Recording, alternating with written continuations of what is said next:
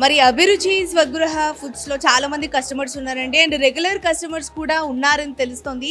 మరి ఒక కస్టమర్‌ని అయితే అడిగాము. తను ఆనియన్ సమోసా గురించి చెప్పింది. ఆయిల్ చాలా తక్కువగా ఉంటుంది. మాకు బాగా నచ్చుతుంది. ఏదో కొనడానికి వచ్చి చాలా కొనేస్తామని చెప్పేసి.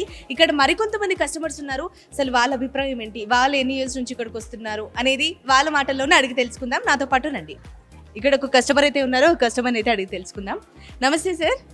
నమస్తే అండి. హాయ్. మీ పేరు? రఘు. ఓకే. అభిరుచి స్వగృహ ఫుడ్స్‌కి మీరు రెగ్యులర్‌గా వస్తుంటారా? లాస్ట్ 20 ఇయర్స్ నుంచి వస్తుంది. లాస్ట్ 20 ఇయర్స్ నుంచి వస్తున్నారు.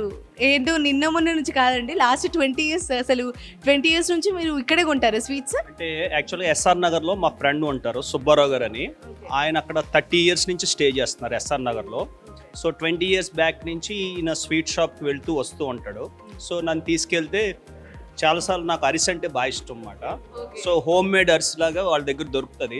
సో ఆ రకంగా నేను ఆ షాప్కి వెళ్తూ వస్తూ ఓనర్ గారితో కూడా పరిచయం ఉంటాం. కొత్త కొత్త ప్రోడక్ట్లు అన్నీ టేస్ట్ చేస్తాం. గిఫ్ట్ ప్యాక్స్ ఏమైనా కావాలంటే పట్టుకెళ్తాం, అట్లా చేస్తాను. బట్ యాక్చువల్ నేను ఉండేదైతే విజయవాడ. సో ఈరోజు నేను వేరే వర్క్ మీద వచ్చి వాళ్ళు కొత్తగా ఈ ఎస్టాబ్లిష్మెంట్ పెట్టారని చెప్పి ఇన్వైట్ చేస్తే చూస్తానికి వచ్చాను. సో మా ఫ్రెండ్స్కి గిఫ్ట్ ప్యాక్లు ఏమైనా పట్టుకెళ్దాము, సంక్రాంతి వస్తుంది, న్యూ ఇయర్ వస్తుంది కదా అని చెప్పి అనుకున్నాం. బట్ మనం ఎప్పుడు రెగ్యులర్గా ఇచ్చే డ్రై ఫ్రూట్స్ ఇస్తాం కామన్గా.